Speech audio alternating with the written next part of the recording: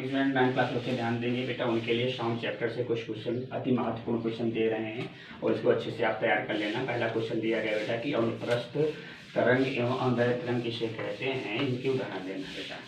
पहला क्वेश्चन आता है बेटा कि अनुप्रस्थ तरंग किसे कहते हैं। अनुप्रस्थ तरंग का मतलब होता है कि वे ध्वनि तरंगे जो संचरण की दिशा के लंबवत कंपन करती हैं उन्हें हम अनुप्रस्थ तरंग कहते हैं। और ये बेटा ये जो तरंगे होती हैं स्प्रिंग एवं गर्त के मिलने से उत्पन्न होती हैं। अनुप्रस्थ तरंग जो होती है बेटा ठोस एवं द्रव की सतह पर उत्पन्न की जा सकती है। फिर आता है कि अनुदैर्घ्य तरंग किसे कहते हैं। अनुदैर्घ्य तरंग का मतलब होता है कि वे ध्वनि तरंगे जो संचरण की दिशा के समांतर कंपन करती हैं उन्हें हम क्या कहते हैं बेटा, अनुदैर्घ्य तरंग कहते हैं। ये जो तरंगे होती हैं संपीड़न एवं विकिरण के मिलने से बनती हैं और इनका उदाहरण होता है जो बेटा वायु में तरंगे उत्पन्न होती हैं वो वाकई अनुदैर्घ्य तरंगे होती हैं। क्वेश्चन आता है पेपर में कि अनुप्रस्थ तरंग एवं अनुदैर्घ्य तरंग में अंतर लिखिए या उनकी परिभाषा दीजिए। बेटा बहुत ही आसान सी परिभाषा है कि अनुप्रस्थ तरंगे वे तरंगे जो ध्वनि की संचरण की दिशा के लंबवत कंपन करती हैं या जो स्प्रिंग एवं गर्त के मिलने से बनती हैं उन्हें हम अनुप्रस्थ तरंग कहते हैं। और अनुदैर्घ्य में क्या चीज होता है, वे ध्वनि तरंगे जो संचरण की दिशा के समांतर कंपन करती हैं जो संपीड़न एवं विलयन के मिलने से बनती हैं उन्हें हम अनुदैर्घ्य तरंग कहते हैं।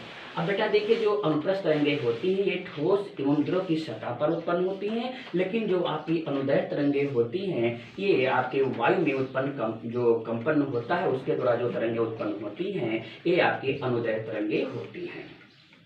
फिर क्वेश्चन आता है कि ध्वनि क्या है। ध्वनि देखिए बेटा ध्वनि का मतलब एक चीज होता है, ध्वनि एक प्रकार की ऊर्जा है जिसका ज्ञान हमको अपनी ज्ञानेंद्रियों के द्वारा होता है जो हमारे कानों को श्रवण एवं संवेदना के द्वारा सुनाई देती है। किसी भी वस्तु में जो कंपन उत्पन्न होता है उसी के कारण ध्वनि बेटा उत्पन्न होती है।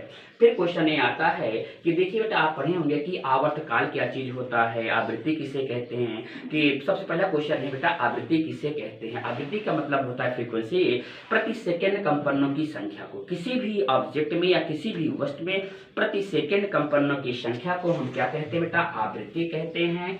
क्या कहते हैं, आवृत्ति कहते हैं। आवृत्ति का मात्रक होता है बेटा कंपन प्रति सेकंड, कंपन प्रति सेकंड या हर्ट्ज होता है। क्या कहलाता है इसका मात्रक, हर्ट्ज कहलाता है। कंपन प्रति सेकंड या हर्ट्ज कहलाता है।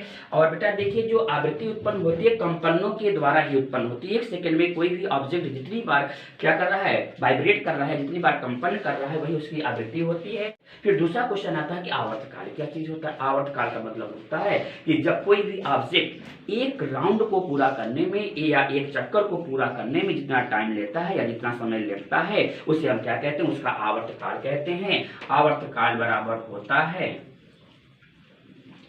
1/आवृत्ति या बहुत आसान सी परिभाषा है कि आवृत्ति के व्युत्क्रम को आवर्तकाल कहते हैं। ठीक है, तो आज बेटा अगर आपसे कोई पूछता है कि आवर्तकाल का मात्रा क्या होता है तो आवर्तकाल का मात्रा बेटा कि कोई सेकंड होता है। ठीक, क्या होता है, सेकंड होता है जिसमें आप लेना, जैसे मान लीजिए कि घड़ी आपके पास, घड़ी में घड़ी का आवर्तकाल कितना होता है। घड़ी मतलब एक चक्कर में कितना टाइम लेती है। अगर हमको घंटे का पूछना है तो 12 घंटे में लगाती है। ठीक है, मिनट का पूछना है तो 60 मिनट में एक चक्कर लगाती है। अगर सेकंड का पूछना है तो 60 सेकंड में एक चक्कर लगाती है। तो ये उसका क्या कहलाता है, आवर्तकाल कहलाता है।